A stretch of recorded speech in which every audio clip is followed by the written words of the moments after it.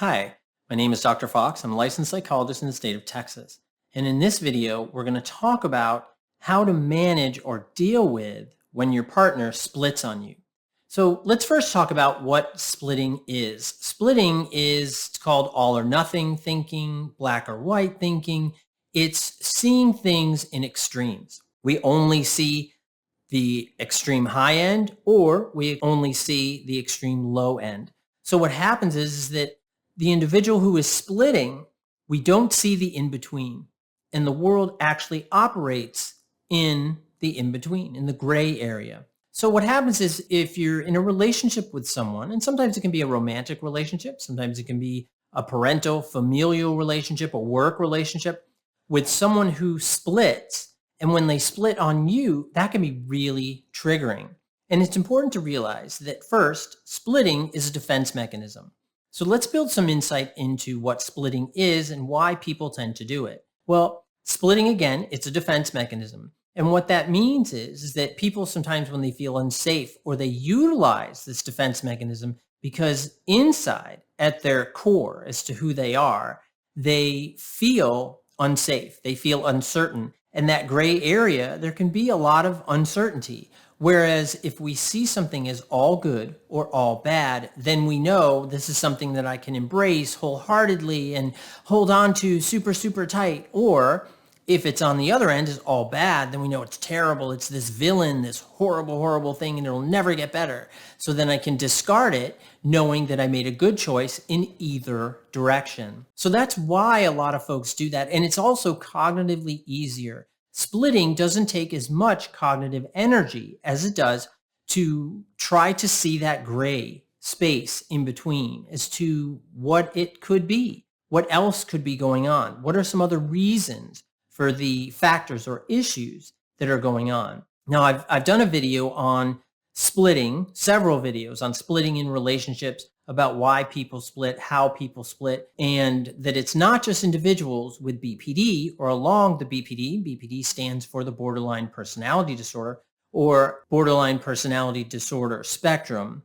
And it's important to realize that other people do it as well. People with different types of mental health issues and people who don't have mental health issues as well. So a lot of times I've noticed in my career that a lot of individuals do it a lot of times out of self-esteem issues, is that they're afraid to engage. They're afraid to slow down or give someone the benefit of the doubt. And in relationships, that can be a big, big problem because what happens is when you split, in many ways, you're really narrowing the opportunity for change, the opportunity for managing that stress in that relationship, managing those issues that come up in those relationships. So when someone splits on you, that can be really triggering. And that can trigger some of your own concerns. Perhaps in your background, you've experienced somebody judging you, somebody perhaps abandoning you, someone not listening to you, someone misperceiving you. And that can be a really big issue for a lot of folks because splitting can really trigger that because it feels like you're being attacked. It feels like you're being labeled. And it also feels like that person is not considering all aspects. And that can make it seem like they're being inconsiderate. And again, that can cause us to feel that we're in a relationship where we're not valued, where we're unimportant. And it can impact our own sense of self-esteem, our own sense of value, regardless of who's doing it, whether it's a partner, a parent, a coworker, whoever it may be. So we really need to be aware of what is that in us when someone splits on us that is so triggering, that is just so almost, let's just say, rage driving, anger driving, fear driving component.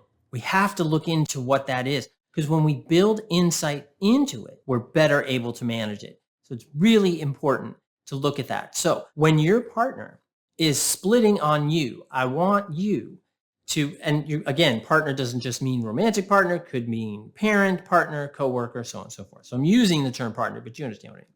So when that other person splits on you, the thing to do in the moment is not attack back. Don't try to then justify yourself and say, see, you're not seeing this, this, and this. You're doing this. You're doing that. All that's going to do, it is going to throw more gas on the fire. It is going to exacerbate the situation. It is going to increase the anger, increase the fear, increase the frustration, increase that sense of vulnerability and lack of control. So what we want to do is that you want to wait and strike when the iron's cold. Now, this is a phrase that I use a lot when I'm training other mental health providers on working with individuals that are along the BPD spectrum.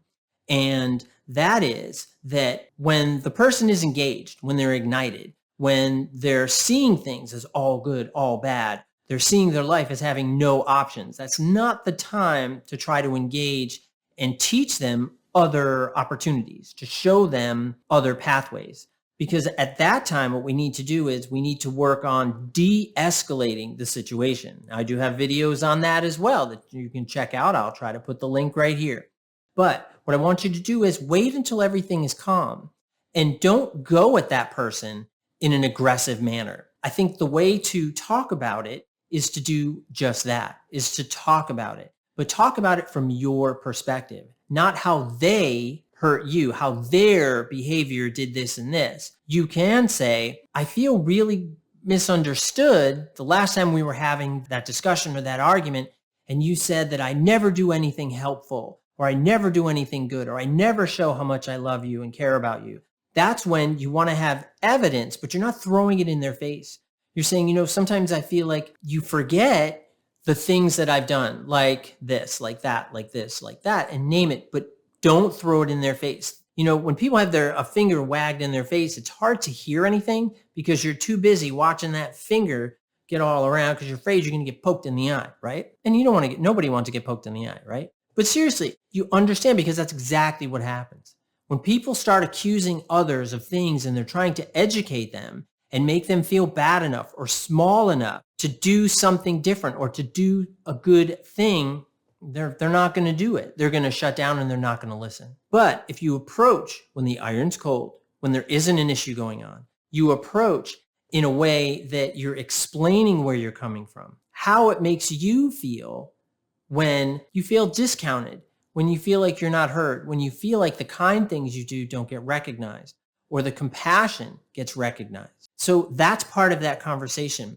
I think also, if you're having this conversation, it's also important to talk about if that person feels like you are helpful in the relationship, but recognize your value is not based on the answer from that other person. And that's really important, because sometimes we get into relationships and we put our sense of self on that other person.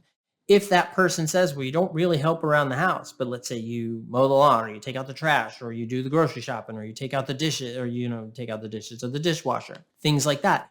But you want to be sure that you're not putting yourself in that situation where they say, well, you don't really do anything, and it's like, well, wait a minute, see, that this is what I mean. I feel like you're not recognizing some of the things that I do. And I think I do help out around the house by doing this and this and this. But you're bringing the light to that situation, to those issues. And that can really help. So just to kind of sum up real quick, don't get caught in the split. Don't get ignited, triggered, and then activate and react on that, because all that's going to do is make situations worse. Strike when the iron is cold. Address the issue when everything isn't overheated. And I think you'll find that you'll have a better sense of progress and success doing it that way. Please leave comments about how it went. Please like, share, and subscribe. And comment, of course. And I'll see you next time. Thanks, and bye-bye.